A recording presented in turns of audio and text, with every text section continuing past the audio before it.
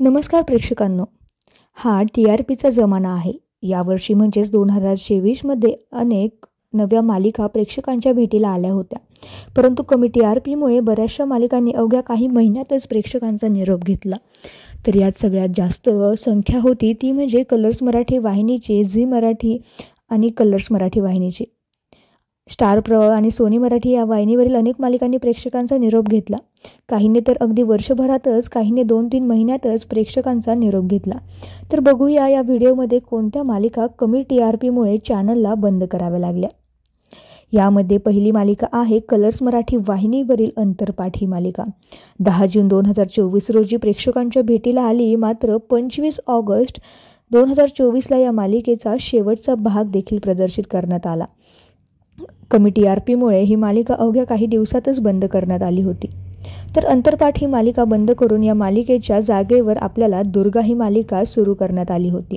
परंतु कमी TRPमुळे ही मालिकासुद्धा अवघ्या 3च महिन्यात गुंडाळावी लागली. या मालिकेचा पहिला भाग 26 ऑगस्ट 2024ला प्रसारित झाला, तर शेवटचा भाग 25 नोव्हेंबर 2024ला प्रसारित करण्यात आला होता.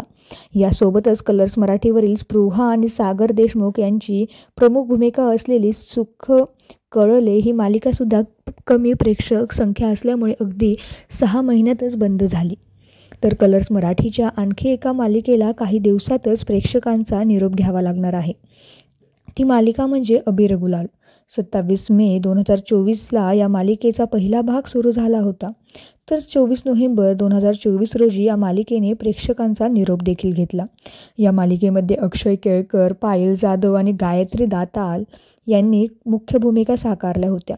मात्र कमी प्रेक्षक संख्या असल्यामुळे ही मालिकासुद्धा बंद करण्यात आली होती.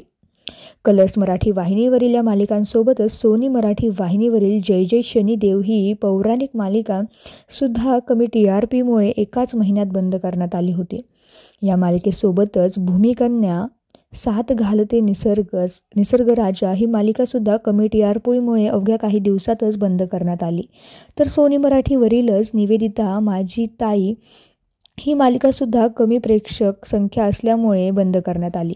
यासोबतच सोनी मराठी वाहिनीवरील सुबोध भावे आणि शिवानी सोनार यांची प्रमुख भूमिका असलेली मालिका म्हणजेच तू भेटशी नव्याने ही मालिकासुद्धा कमी प्रेक्षक संख्या असल्यामुळे बंद करण्यात आली होती. मालिकेमध्ये पहिल्यांदाच AI तंत्रज्ञानाचा वापर करण्यात आला होता.